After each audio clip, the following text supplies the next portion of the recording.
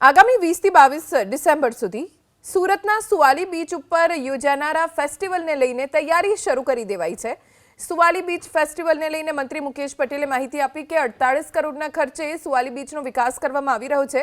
PPP ધોરણે સુવાલી બીચનો વિકાસ કરવામાં આવશે ત્યારે આ ફેસ્ટિવલમાં પધારવા મંત્રી મુકેશ પટેલે લોકોને આમંત્રણ આપ્યું। સુવાલી બીચ ફેસ્ટિવલમાં 3 લાખ લોકો ઉમટવાની શક્યતાના પગલે પોલીસ અને પ્રશાસને તૈયારી શરૂ કરી દીધી છે। નાગરિકો માટે સુરત મહાનગરપાલિકા 25 જેટલી સિટી બસની સુવિધા પૂરી પાડશે, જ્યારે પ્રથમ દિવસે ગાયિકા કિંજલ દવે પણ સુવાલી આવશે। સુવાલી બીચ ફેસ્ટિવલ 2024 તારીખ 20, 21 અને 22 ડિસેમ્બરના રોજ યોજાનાર છે। ગત વર્ષે પણ આ બીચ ફેસ્ટિવલ યોજવામાં આવ્યો હતો।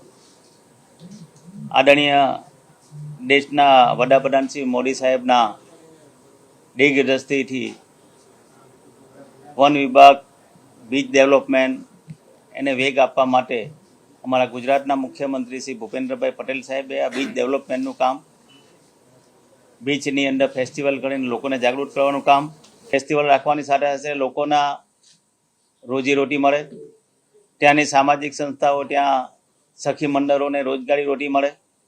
ગત વર્ષે આપણે 40 જેટલા સ્ટોલો રાખવામાં આવ્યા હતા, પરંતુ ત્યાંના લોકોની માંગ ઉઠીને આ વખતે અમે 100 જેટલા સ્ટોલો પણ કરવામાં આવ્યા છે। સાથે સાથે ગુજરાત સરકારે પણ આ વખતે લગભગ 48 કરોડ રૂપિયા આ ફેસ્ટિવલ માટે મંજૂર કર્યા છે।